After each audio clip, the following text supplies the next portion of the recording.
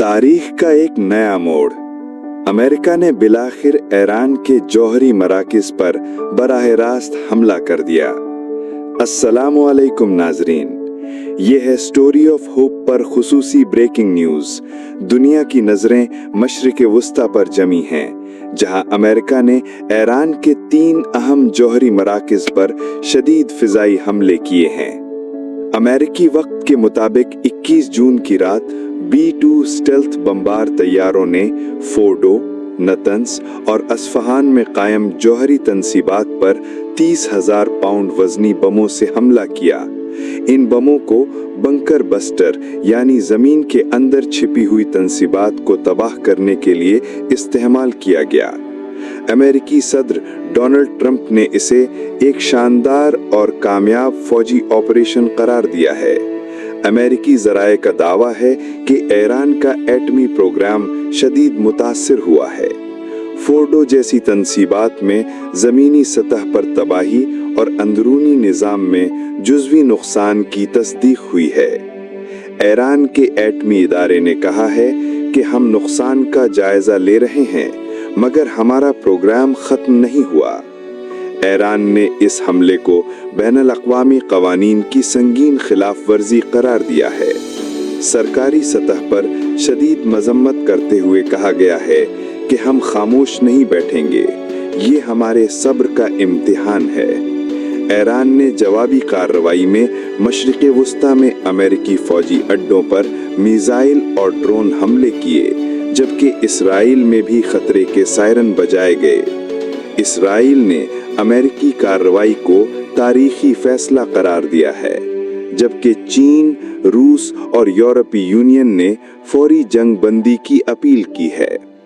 ये हमला मशरिक़ वस्ता में कशीदगी को नई इंतहा तक ले जा सकता है। क्या दुनिया एक और बड़ी जंग की दहलीज पर खड़ी है, या ये एक महदूद पैगाम था? हम आपको लम्हा बलम्हा अपडेट देते रहेंगे। अगर आप दुनिया में होने वाले इन बड़े वाक़यात को समझना चाहते हैं तो स्टोरी ऑफ होप को सब्सक्राइब करें, क्योंकि यहाँ सच, शऊर और तब्दीली की आवाज़ गूंजती है। ये जंग तो ईरान और इसराइल के दरमियान थी ना, फिर अमेरिका क्यों कूद पड़ा? क्या उसका खेत जल रहा था, या उसे फिर से चौधरी बनने की तलब हो गई?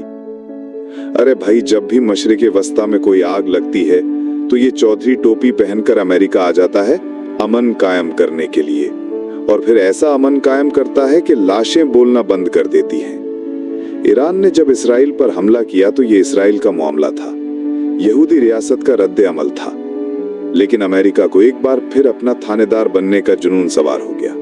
क्यों?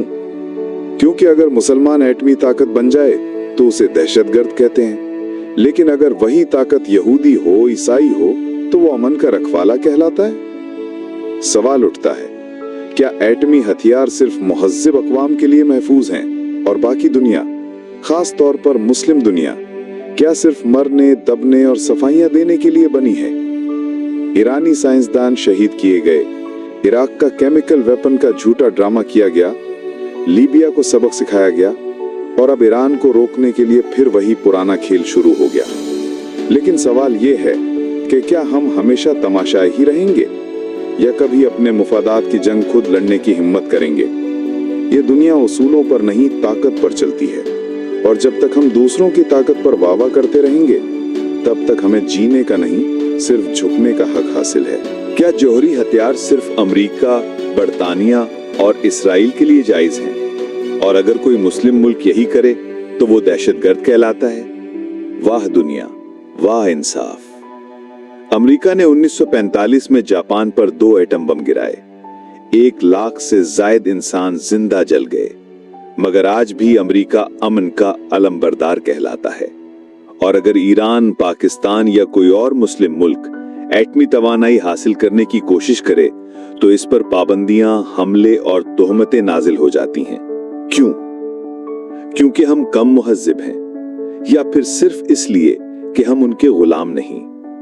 इसराइल ने आज तक NPT मुआहिदे पर दस्तखत नहीं किए, मगर इसके 100 से जायद एटमी हथियार दुनिया मानती है, कोई आवाज बुलंद नहीं करता। भारत ने भी एटमी धमाके किए, मुआहिदा तोड़ा, मगर आज वो अमेरिका का स्ट्रेटेजिक पार्टनर है। और ईरान तो अभी बम बना ही नहीं पाया, लेकिन इस पर इतना वावेला है जैसे उसने न्यूयॉर्क पर बम गिरा दिया हो। क्या सिर्फ ताकतवर को बम रखने का हक है? क्या एटमी हथियार का इस्तेमाल सिर्फ मुहज्जिब अक़वाम कर सकती हैं? और अगर हम करें तो हमें दहशतगर्द, फसादी और दुनिया के लिए खतरा कहा जाएगा। आखिर ये दुनिया उसूलों से चलती है या बम के साइज से? हमारी रियासतें, हमारी उम्मत कब तक दूसरों के बमों से डरती रहेगी? कब तक अपनी सालमियत की जमानत दूसरे के हथियारों से मांगती रहेगी? कब तक हम सिर्फ मजम्मत करते रहेंगे? अगर अमेरिका ताकत के बलबूते पर अमन नाफिज कर सकता है, तो क्या हम अपनी बका के लिए ताकत हासिल नहीं कर सकते? या हमें सिर्फ मरने का और इनकी गुलामी में जिंदा रहने का हक है? ये दुनिया इंसाफ पर नहीं, ताकत पर चलती है, और जो कौमें सिर्फ इंसाफ की उम्मीद पर जिंदा रहती हैं, वो कभी सर नहीं उठाती, सिर्फ कब्रें खोदती हैं। सोचिए, समझिए और बेदार हो जाइए। ये वक्त सिर्फ वीडियोस देखने का नहीं, अपने हक के लिए खड़े होने का है। जब भी दुनिया में आग लगती है, राख सिर्फ मुस्लिम उम्मत पर गिरती है। ईरान और इसराइल की जंग, लेकिन मैदान में अमेरिका? कहां की जंग थी और कौन कूदा? क्या सिर्फ इसलिए कि ईरान मुसलमान है और इसराइल उनका मखसूस दोस्त?